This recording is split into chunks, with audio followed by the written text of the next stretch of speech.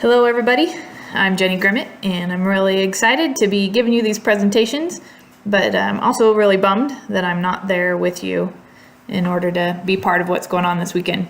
Thanks to the crew at M&M Training and Consulting for including Dan and I at Lucky Duck Ranch in this awesome Kickstart program. For those of you that don't know me, I'm a veterinarian, equine veterinarian up in Sagal, Idaho. And my husband Dan and I run Lucky Duck Ranch, where we teach and instruct cowboy dressage. And we're excited to be part of the cowboy dressage family. So today what I'm going to be talking about, and I apologize because I'm much better in front of a crowd instead of a camera, but hopefully I'll be able to keep you guys entertained. But what I'm going to be talking about is why I choose cowboy dressage as my discipline and why I feel that cowboy dressage is one of the best things you can do for your horse, and how cowboy dressage can help to keep your horse sound and happy and healthy. So that's what we're going to be talking about. Normally I do this with a PowerPoint presentation. Hopefully this will work so that they can run the PowerPoint while I'm speaking. If not, I'll have to do my best just describing what I'm talking about without the visual aids. So it's a work in progress. So anyways, what we're going to be talking about today is how horses mature, some of the common rider-induced equine injuries and unsoundnesses that we can create in our horses if we're not careful, how we can avoid these common pitfalls, and how cowboy dressage helps to keep our horses happy, healthy, and sound into a ripe old age. All right, so first of all, what we're going to talk about is the very important concept of how horses mature. And so there has been a trend within the Western disciplines, and it actually started in the racing industry. So it used to be in the racing industry that the big money and the big prizes were in the long races.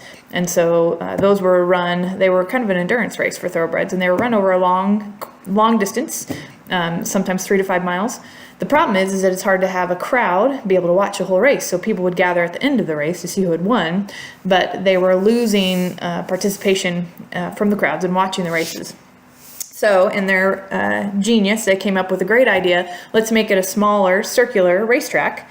And instead of either having the horses go around and round and round multiple times, we'll make it a small condensed race, and we'll do young horses. And it started out as a way for the breeders and trainers to showcase the horses that they have coming up into the race season. But what it became is the new face of racing. And so now, instead of 5 and 6 and 7-year-olds being the face of racing, it's the 2-year-olds and the 3-year-olds. And in order to have those horses ready, they got to start training earlier and earlier. And so that's where this started. And unfortunately, it carried over into the Western disciplines as well.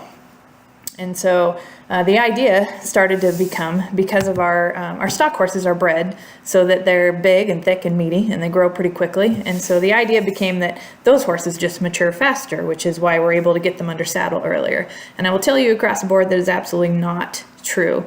The equine skeleton matures at one rate, and it matures from the bottom of the feet to the top of the ears and along the back. And so the bones fuse starting at about 6 months, all the way up from the pasterns, up through the knees and the hocks, and up to the shoulders and the pelvis. The last thing to mature in the horse is the skeleton, the spinal cord. And so the spinal vertebra have a growth plate in them as well, and that's the very last thing to fuse. And those don't fuse. They start from the head and move to the tail. No, they start from the tail and move to the head, sorry. And the very last ones to fuse are the cervical vertebrae, and they fuse at 6 years, 5.5 to 6 years of age. And so as we're sitting on these young horses' backs thinking that their knees are closed, because we've had someone look and check to make sure that their knees are closed, which doesn't happen until about 2.5 years of age. As we're sitting on these horses' backs, the very most important part of their body that has not yet fused is the back. So I want you to picture in your mind right now one of those tiny little, either a cutter or a reiner. They're about 14 hands and about 850 pounds. And those are the big ones. And there's about a 250-pound man sitting on the back of that horse, riding it around and loping it down in circles to get it to where its mind, because its mind is also immature, to get it where its mind is able to focus on its job.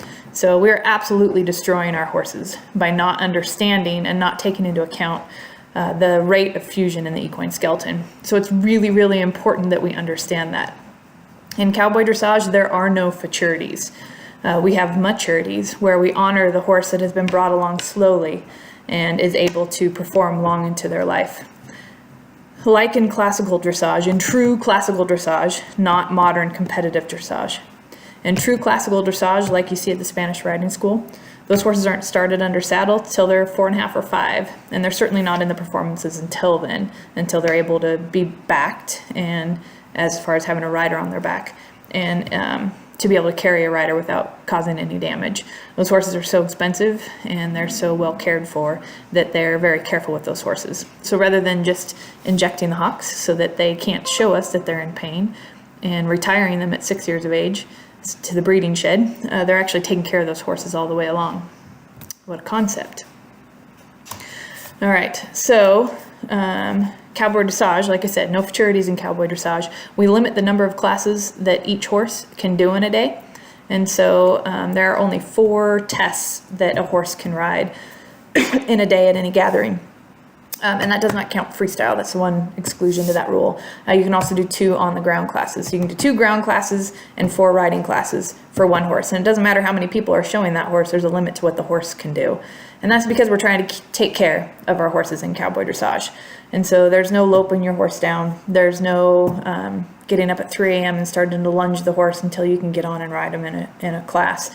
The horses are very, very well taken care of. They're rested. There's time in between the classes where they can go back and get some food and some water instead of having those tests be back to back to back. So while there aren't rules about this stuff other than the 4 classes a day, the community of cowboy dressage, it's kind of a peer pressure thing. We're kind of a self-governed body. And so all of us pretty much believe that this is a way you should be taking care of your horse. So if you are one of those that's out there, maybe not you guys, of course, none of you would be this way, but should someone who doesn't know about cowboy dressage and the community and the things that we believe, should they come to a gathering and override their horse, someone's going to say something to them. So that's one of the beauties of this community, and we're very, very supportive of each other, but we're also very protective of the community that we're building. And so, and I think that that's important too. We need to be self-governed, and we need to talk to each other and to tell our fellow riders, which is a big taboo actually in the equine industry.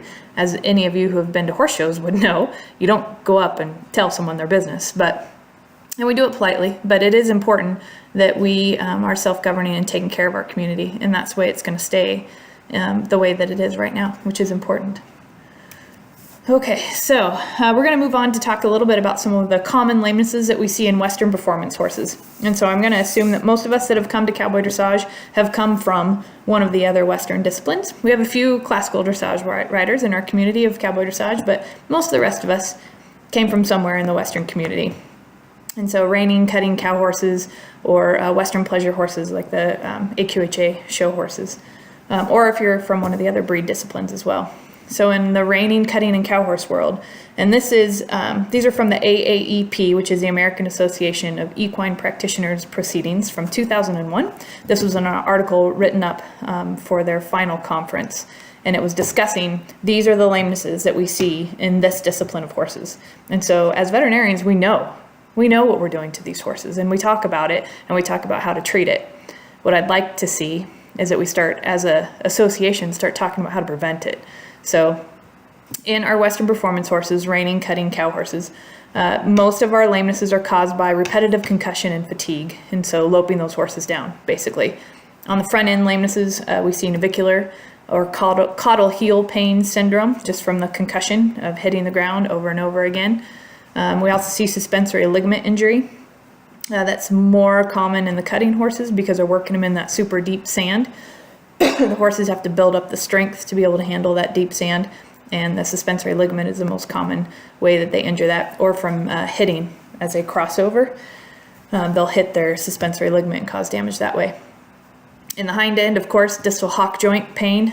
Some of that is genetic and conformational, but a lot of it is how hard we push those horses before those hocks have started to fuse. In the horse, the hock will fuse at somewhere between 2 to 3 years, depending on the genetics of the horse. So some of those horses will, not fuse as in the hock joint fusing, but the growth plates fusing. And then stifle pain. We also see stifle pain, both traumatic and developmental, in our Western performance horses. On the other side of the coin, we have our Western pleasure horses, the peanut rollers that are traveling at -2 miles an hour. In those horses, we see also lamenesses caused by concussion, fatigue, and hoof care. Unfortunately, those horses, because there's a style of movement that is chosen by the judges and the trainers, those horses are often trimmed in such a way so that they're very flat-kneed, so they don't pick up their hooves. They want that flat-kneed movement where they look like they look like little wooden horses out there. And some of that's breeding and the way that those horses are bred, but some of it's hoof care. And so those horses a lot of times they'll shear the heels off so that they don't have to pick their foot up and put it out. So opposite of what a lot of the light horse breeds like Arabs and saddlebreds and Morgans, how they get kind of that mule foot where it's really super long with a deep heel. It's the opposite in the pleasure horses, and that's because they want them to fling those feet out and keep their knees locked. Anyways, it leads to navicular problems, caudal heel pain syndrome, and proximal suspensory in those guys, plus coffin joint pain in the front end. And then in the hind end, you end up with distal and proximal hock joints, back pain, because the way those horses have to carry themselves. If you've seen some of the videos of the AQHA Congress and you watch those horses go down the rail, you know that they're not going straight. So in order to slow those horses down, they kick the hip and ride them with that hip cocked in. Just think about what that does to your entire spine. And that is less exaggerated than what they do in the warm-up pen. So those horses have a lot of back pain related to that. Anyways, a whole bunch of stuff, no bueno. In cowboy dressage, we avoid this stuff by minimizing the concussive forces that we put on one part of the body at a time. And so in order to do that, our goal through cowboy dressage is to build a balanced and correct, properly moving, biomechanically balanced horse. So if you think of the horse, excuse me, as a suspension bridge, so you've got the back and the head and the tail, and we want the head and the tail to both be elevated and then curved down. And what that does is raise the back. And so as a suspension bridge, we want the head and the back end to be lifting that back and rounding it out so that we're riding our horse like a little rainbow. There are muscles that are very, very important to make that happen. So it's something that has to be done over time, kind of like doing a whole bunch of burpees. It's not something you're going to just be able to whip out once someone teaches you how to do it. You've got to work up to a bunch of them. At least I do. That's why I call them burpees, because it just makes me want to puke. But I don't have the kind of muscle that my horse does because I've worked very hard on my horse, not so hard on myself. Anyways, so in the equine skeleton, there's small muscles that are the muscles that lift the back.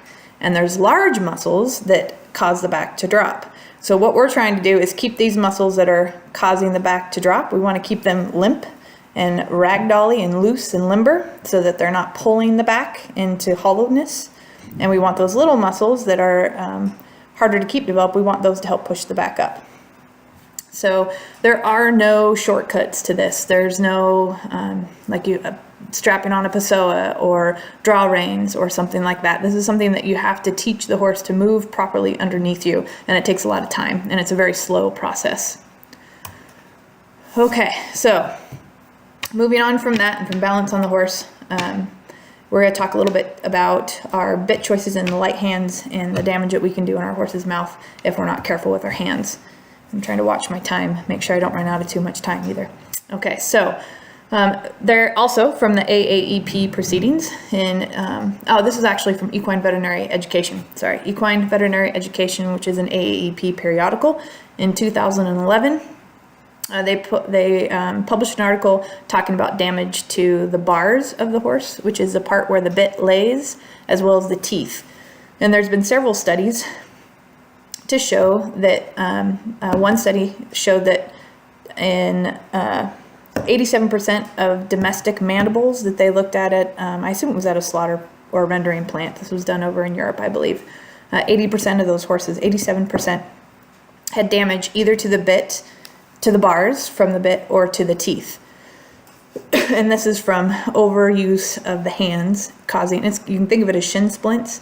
And so that fine bone that rides along the jaw, if there's damage to it, the bone reacts by building up a callus, and that callus ossifies. And then you end up with speed bumps, basically, on the bar of the horse, and these can be very, very painful. And my personal observation, I've seen probably when I do floats, I always check for bar damage. And it's not because I'm trying to lecture the owners. I want them to be aware of it, so that if you don't know what's going on, and most of them have no clue, then you can't prevent it. But about 65 to 70% of the horses have one or both of the changes, meaning there's damage to the teeth or there's damage to the bars of the mouth. This is a very, very real problem. It's one that's not talked about very much. It's almost seen as kind of collateral damage, and it absolutely does not have to be that way. I will tell you, I have checked Aton's horses for bar damage. Santa Fe, who is, he's a 19-year-old stallion that 8 took to multiple world champions in the Morgan horse world. His bars are pristine. There's no damage to that horse's mouth. Same with Cheyenne. All the horses that's in Aton's barn, there's no damage there.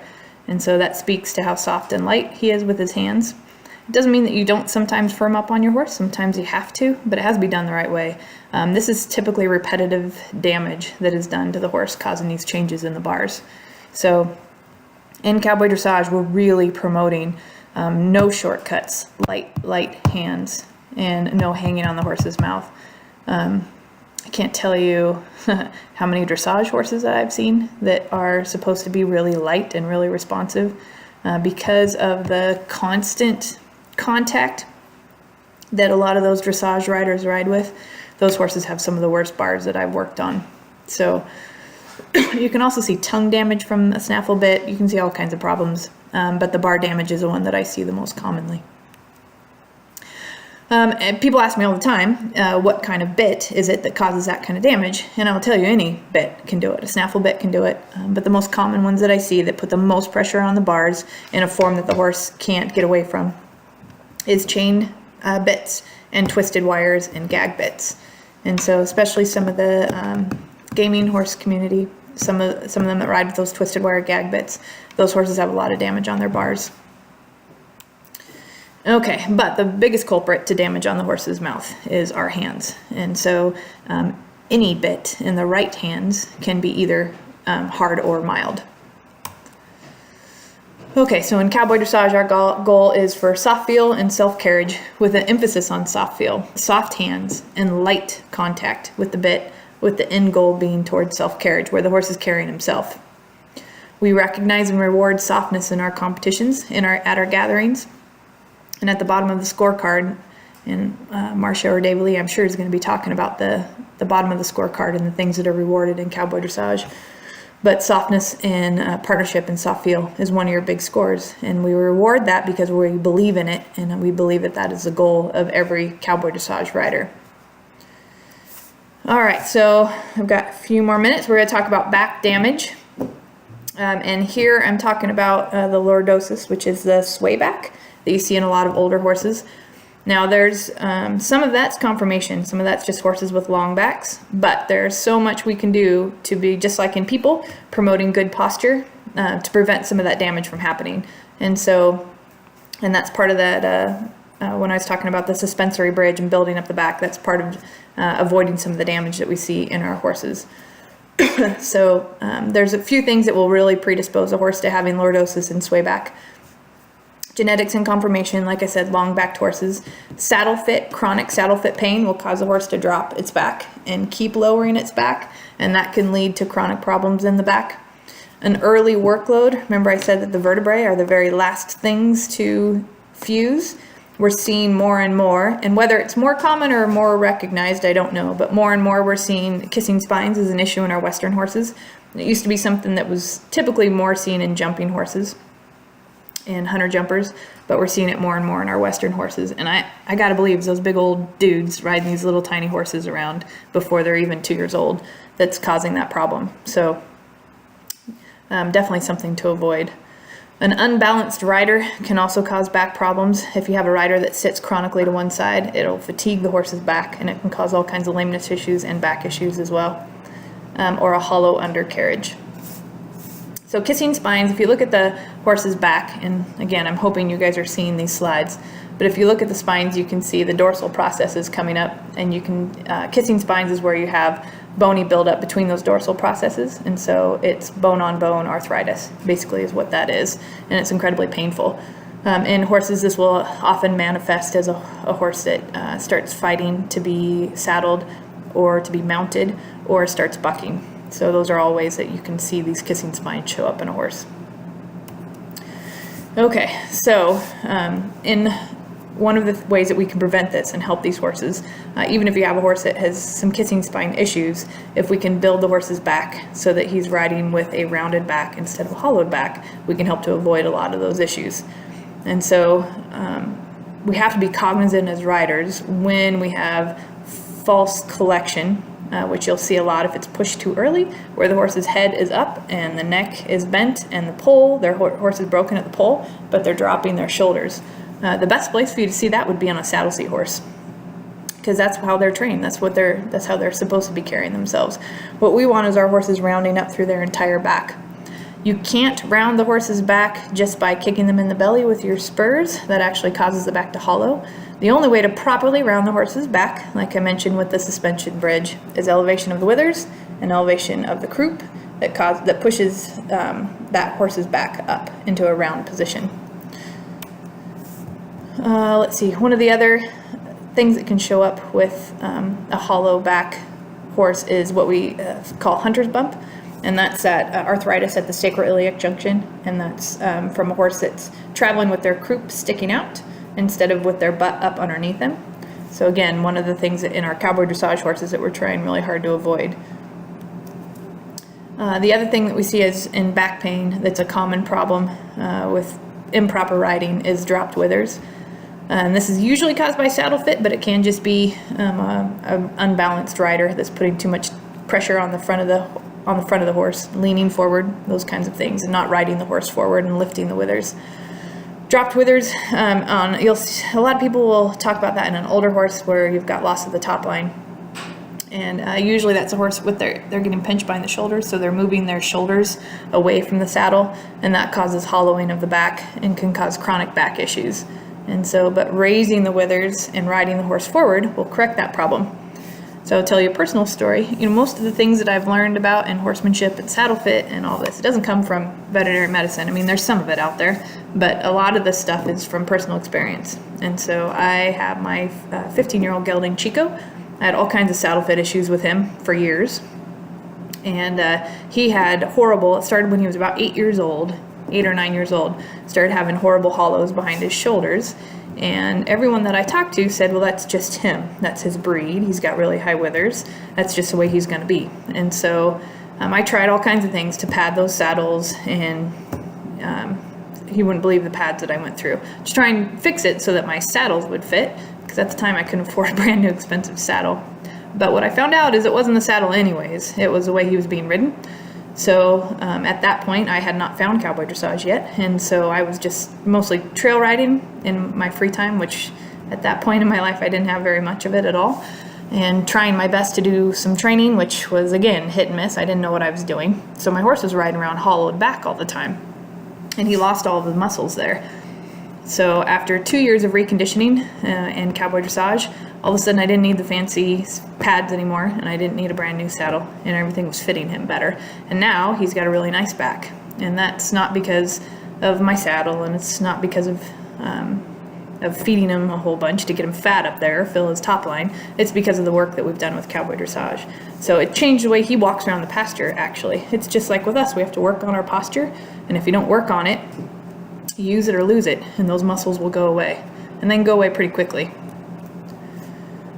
Okay, so in closing, I think this is in closing, it's impossible to own horses without causing some damage. So we have to just be cognizant of what we're doing with our horses and how we're riding them and the tack that we're using, and try and mitigate the damage to the best of our ability.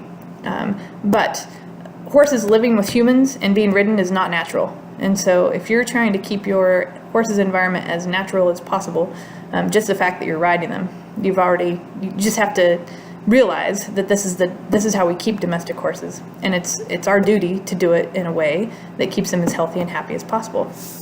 And so cowboy dressage definitely is a tool that can help you do that. It'll help you balance your horse. It'll help you realize and get rewarded for riding with lightness, for not taking those shortcuts, and for developing your horse from the tail to the nose and creating a horse that can move balanced to the very best of their own ability, and help the rider stay as balanced and light and soft and moving with their horse as possible. And so that is our end goal for self-carriage in both the horse and the human, actually, and we can do it together through partnership.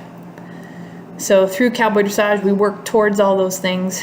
We start with our groundwork and develop the partnership, start moving the feet in a specific manner in order to build that within our horses, build the suppleness and the balance and the bend.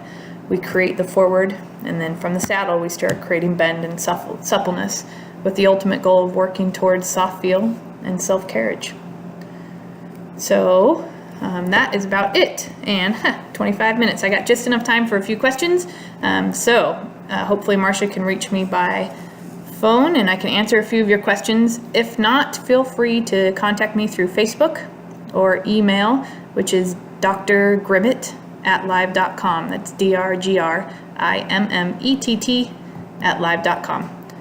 All right, I'll turn it over to Marcia, and can't wait to ride with you guys this summer.